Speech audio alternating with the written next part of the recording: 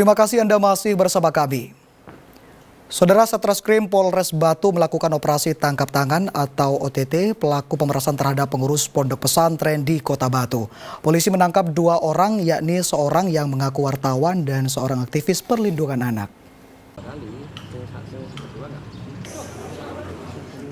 Satreskrim Polres Batu menangkap 2 pelaku pemerasan pengurus pondok pesantren, yakni Yohanes Lukman Adiwinoto dan Fuad Dwiono. Kedua pelaku mengaku sebagai seorang wartawan dan aktivis perlindungan anak. Peristiwa bermula saat salah seorang pengurus pondok dilaporkan melakukan perbuatan cabul. Kasus tersebut dimanfaatkan oleh kedua pelaku dengan menakut-nakuti pihak pondok bahwa kasusnya akan disebarkan melalui media online. Dari keterangan pelaku, pihak Ponpes menyerahkan uang tunai sebanyak 2 kali senilai 40 juta rupiah. Berikutnya, kedua pelaku meminta uang tunai 350 juta rupiah. Namun, pihak Ponpes hanya sanggup memberikan 150 juta rupiah. Saat penyerahan uang 150 juta itulah, kedua pelaku diringkus polisi. Sebuah lembaga organisasi ini kan kadang juga menjaga nama baik dan lain sebagainya. Itu yang kelihatannya yang lagi diserang, sehingga mereka mau memberikan sejumlah uang. Soal fakta terhadap salah satu anggota organisasi itu mungkin ada keliru dan sebagainya, wajar kalau mereka kemudian sebelum itu terbukti, tapi itu kan sudah menjadi isu, punya potensi menjadi isu. Nah, kondisi inilah yang dimanfaatkan oleh para tersangka ini untuk menekan, mengintervensi dan meminta sejumlah uang sebagai imbalan. Selain menangkap 2 pelaku, polisi juga menyita barang bukti uang tunai, bukti percakapan, motor, dan ponsel milik tersangka. Keduanya diancam pasal 368 KUHP dengan ancaman hukuman 9 tahun penjara. Nur Ramadan melaporkan dari Kota Batu. Saudara, sebuah rumah indekos 2 lantai di Surabaya ludes dilalap si jago merah. Selain menghanguskan bangunan, 2 penghuni indekos juga menderita luka bakar sehingga harus mendapatkan perawatan medis di lokasi. Api membakar sebuah rumah indekos 2 lantai di perkampungan padat penduduk Simo Gunung Keramat Timur, Surabaya pada Selasa pagi. Sebanyak 19 unit mobil pemadam kebakaran kota Surabaya dikerahkan ke lokasi. Lokasi kebakaran di dalam gang sempit membuat sejumlah petugas damkar sempat kesulitan untuk melakukan pemadaman. Pasalnya, mobil pemadam tidak dapat mendekat ke titik kebakaran. Selain menghanguskan bangunan kos, 2 penghuni rumah kos juga menderita luka bakar. Kedua korban harus mendapatkan penanganan medis dari petugas PMI Kota Surabaya di lokasi kejadian. Terus Bapak waktu itu di mana posisinya, Pak? Posisi masak kayak campur, goreng-goreng tahu. Oh, terus berusaha untuk menolong gitu ya? Api sudah membesar gitu, Pak ya? Apa? Api sudah langsung membesar gitu? Ya, langsung membesar. Diduga api berasal dari kompor masak penghuni kos, namun penyebab pasti masih menunggu hasil penyelidikan tim Inafis Polrestabes Surabaya. Itu yang terbakar adalah kos-kosan, jadi yang terbakar ada 7 kamar, jadi kamar kos. Jadi itu ada 2 kepemilikan ya, seperti yang satunya itu ada 5 unit, kemudian yang berimbas itu ada 2 bangunan yang ada di atas juga. Sempat ada kendala dalam upaya pemadaman, Bu? Ada kendala memang ini karena lokasinya juga tidak bisa kita masukin unit, jadi kita harus gelar selang yang lumayan panjang. Setelah berjibaku selama 45 menit, petugas damkar kota Surabaya akhirnya bisa menjinakkan api. Wahyu Pratama melaporkan dari Surabaya. Saudara, aktivitas belajar mengajar di SMP Negeri di Jember mendadak kacau setelah puluhan siswanya tiba-tiba mengalami kejang diduga akibat kesurupan. Sekolah akhirnya memulangkan seluruh siswa dan proses belajar mengajar dihentikan. Kekacauan mendadak terjadi di Sekolah Menengah Pertama Negeri 4 Jember pada Senin pagi. Sejumlah siswa tiba-tiba mengalami kejang saat jam pertama pelajaran baru saja berlangsung. Tidak diketahui apa penyebabnya, 3 orang siswa tiba-tiba kejang dan berperilaku aneh diduga karena kesurupan dan dengan cepat menular ke puluhan siswa lainnya. Agar situasi tak semakin parah, pihak sekolah meminta orang tua datang dan menjemput anaknya ke sekolah. Selesai upacara menerima pelajaran, kemudian kan di dalam kelas langsung kejang. Akhirnya dibawa ke ruang BK. biar tidak kemana-mana maksudnya. Yang lain terus Yang lain tetap proses kegiatan belajar mengajar. Hanya kita bacakan, tetapi ya malah tambah banyak. Sejumlah petugas kepolisian dan Satpol PP juga didatangkan guna membantu menenangkan siswa.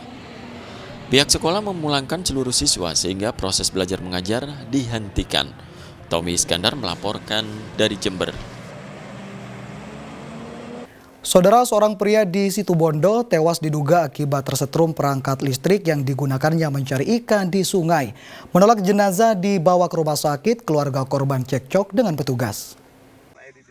Area persawahan Desa Talkandang, Kecamatan Kota Situbondo, geger dengan ditemukannya jenazah seorang pencari ikan bernama R. Suarso Senin siang. Pria warga desa Kesambi Rampak, Kecamatan Kapongan, Situbondo tersebut tertelungkup di sungai tepi persawahan. Korban meninggalkan rumah sejak Minggu pagi dan pamit mencari ikan dengan cara menyetrum. Namun korban tak kunjung pulang hingga akhirnya ditemukan telah meninggal dunia. Polisi yang datang ke lokasi bermaksud mengevakuasi jenazah korban ke rumah sakit guna kepentingan penyelidikan. Namun pihak keluarga menolak sehingga terjadi keributan. Keluarga khawatir organ tubuh korban hilang jika diautopsi. Setelah diyakinkan oleh petugas, jenazah korban akhirnya bisa dibawa ke rumah sakit untuk pemeriksaan luar.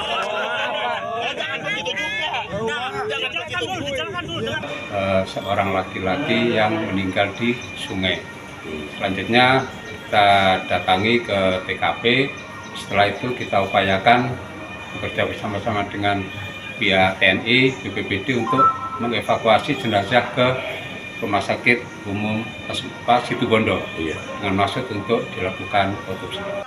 Polisi hingga kini belum bisa menyimpulkan penyebab pasti tewasnya korban. Namun adanya luka bakar di telapak tangan menjadi indikasi bahwa korban tewas akibat tersengat listrik dari peralatan yang dipakai korban menyetrum ikan. Tommy Iskandar melaporkan dari Situbondo.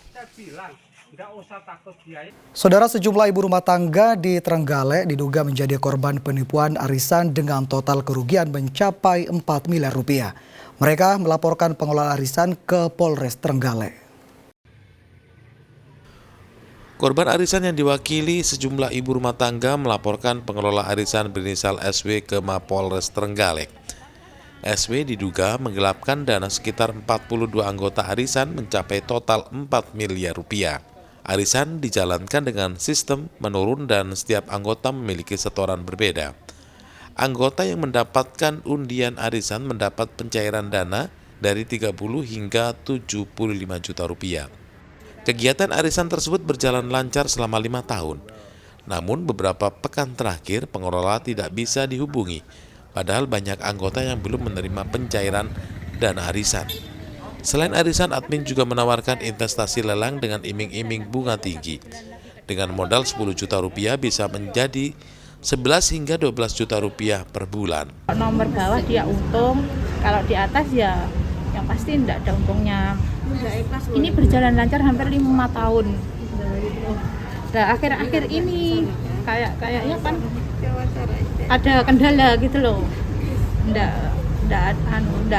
lancar lah, ada member yang belum ditransfer, waktunya modal belum ditransfer gitu. Nah, selain itu ada juga yang namanya invest lelang.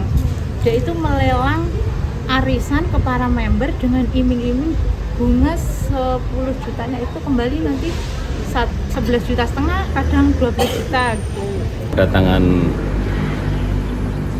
tadi melaporkan dugaan adanya penipuan terkait arisan. Terus statusnya saat ini?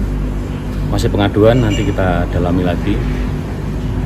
Jadi belum terbit laporan polisi ya? Belum terbit laporan polisi. Polisi masih mengembangkan kasus ini karena jumlah korban diduga masih banyak.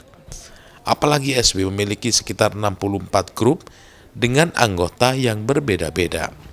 Danu Sukendro melaporkan dari Trenggalek. Saudara, Kejaksaan Negeri Tuban menetapkan 2 tersangka dalam kasus korupsi Badan Usaha Milik Daerah PT Ronggolawe Sukses Mandiri. 2 tersangka tersebut, saudara, merupakan Direktur Utama dan Direktur Keuangan yang merugikan negara miliaran rupiah. Usai ditetapkan tersangka, keduanya langsung ditahan. Dua pejabat tinggi BUMD PT RSM berinisial HK selaku Direktur Utama dan AAJ sebagai Direktur Keuangan resmi ditetapkan sebagai tersangka oleh Kejaksaan Negeri Tuban, Jawa Timur Senin siang. Keduanya ditahan selama 20 hari ke depan untuk kepentingan penyidikan. Dua petinggi PT RSM keluar dari kantor Kejaksaan Negeri Tuban dengan rompi orange, kemudian dimasukkan ke dalam mobil untuk dijebloskan ke lapas kelas 2B Tuban. Sebelumnya, para tersangka ini sempat mangkir sebanyak 2 kali saat dipanggil oleh kejaksaan setempat. Kedua tersangka ini menyalahgunakan kewenangan mereka dalam pengelolaan keuangan perusahaan daerah berdasarkan hasil audit Badan Pengawasan Keuangan dan Pembangunan atau BKP Jawa Timur. Dugaan korupsi di tubuh BUMD RSM mengakibatkan kerugian negara sebesar 2,6 miliar rupiah. Modus yang digunakan kedua tersangka dalam kasus korupsi ini meliputi pembuatan laporan keuangan fiktif, investasi yang tidak dapat dipertanggungjawabkan, dan pemindahan dana dari kas perusahaan yang tidak sesuai dengan ketentuan. Masalah BUMD PT RSM gitu. Selaku Direktur Utama dan selaku Direktur Keuangan ya, untuk nilai kerugian negara, hasil penghitungan kerugian oleh ahli penghitungan kerugian negara KAP itu mencapai 2,6 M sekian. Kasus ini menjadi perhatian publik karena BUMD diharapkan jadi penggerak ekonomi daerah, namun justru dijadikan ladang korupsi oleh para petingginya. Sapari Ranuwijaya melaporkan dari Tuban. Kita ke informasi ringan saudara. Seorang anggota polisi di Mojokerto sukses menangkarkan burung kakatua jambul kuning dengan cara dilepas liarkan. Dari hanya sepasang indukan, kini sudah ada 10 burung yang ditangkarkan. Satwa ini merupakan jenis satwa dilindungi karena populasinya terancam punah akibat perburuan liar.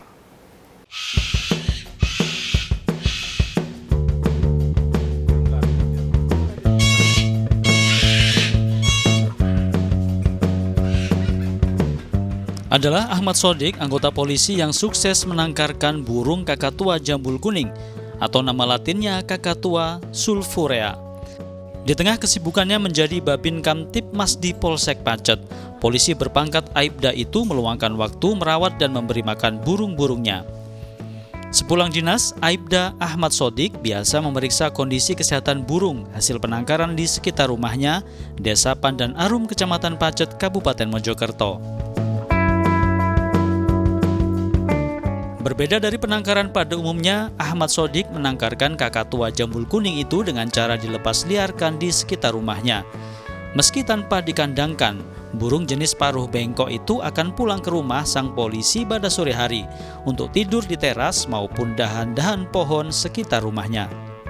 Burung jenis satwa dilindungi itu mulai ditangkarkannya sejak 5 tahun lalu, berawal dari keprihatinan atas keberadaan satwa yang terancam punah akibat aktivitas perburuan liar tersebut. Untuk jenis burung ini, kakatua ini, sejak tahun 2020. Jadi induk sepasang kita biarkan liar di sekitar rumah, namun kita tetap suplai makanan tadi ya, seperti di belakang. Terus alhamdulillah 2021 dia mulai nelor, dan alhamdulillah telur pertama hanya 1 butir, dan ini netas, ini 2021. Makannya ya pribadi ya, dari kita pribadi, kita berusaha melakukan pelestarian, harus tanggung jawab juga makanannya ya. Dan banyak juga dari masyarakat yang memberikan bantuan untuk makan ada. Selain menyisihkan uang gaji, Aibda Ahmad Sodik juga mendapat bantuan dari komunitas pecinta satwa maupun masyarakat sekitar untuk membeli jagung sebagai makanan utama burung kakatua jambul kuning. Tak hanya burung kakatua jambul kuning, Aibda Ahmad Sodik juga melakukan konservasi satwa-satwa langka lainnya seperti burung gelatik, betet Jawa, dan ayam hutan yang telah dilepas liarkan ke habitat aslinya. Dia Eko Purwoto melaporkan dari Mojokerto.